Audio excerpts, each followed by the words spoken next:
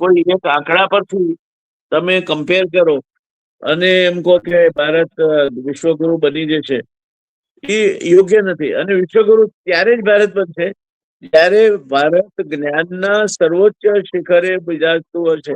હવે તમે યુનિવર્સિટીની વાત કરી હરિભાઈ, દુનિયાની પહેલી 200 યુનિવર્સિટીમાં ભારતની એક પણ યુનિવર્સિટી નથી, નોટ અ સિંગલ યુનિવર્સિટી.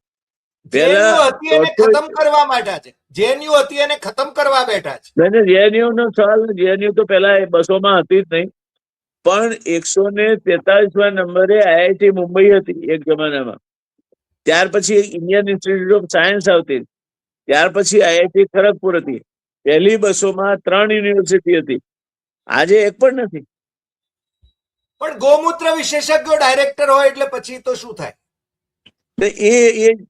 એમને ફિલોસોફીની વાત છે, એમાં પણ સંશોધન કરીને વૈશ્વિક સ્તરે કંઈક તમે પ્રદાન કરતા હો તો એનું પણ ખપ છે.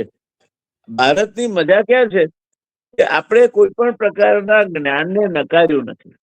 વેદની ઋચા એવું કે છે કે આસો ભદ્રા પ્રતવો યંતુ વિશ્વતઃ, એટલે મારા મગજમાં દરેક દિશામાં સારા વિચારો આવે. આ જો જીસે મિલા પૂજા અમને, એ સંસ્કૃતિ છે.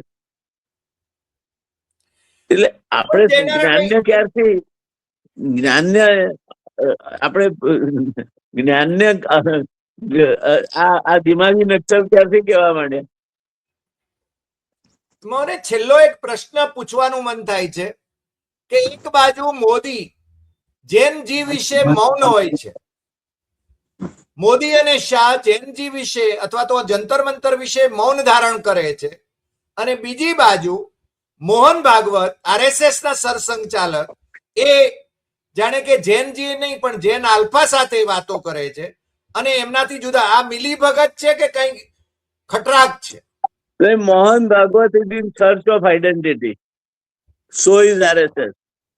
પણ એ હવે નહીં ઉભા થઈ શકે, કારણ કે એમને એટલી બધી સુવાળી ટેવો પડી ગઈ છે કે આરએસએસ એ જે ડોક્ટર સાહેબ અને ગુરુજીના વખતમાં ઇદમ રાષ્ટ્રાય સ્વાહા ઇદમ ન મમ, એના બદલે તો બધા જનરેટવાળામાં મોટા મોટા ટાવર્સ ઉભા કરી છે. તમે જુઓ સંઘ કાર્યાલયની સ્થિતિ અત્યારે કેટલી મોટી 5 સ્ટાર હોટેલ જેવી થઈ ગઈ, ગાડીઓ સિવાય ફરતા નથી.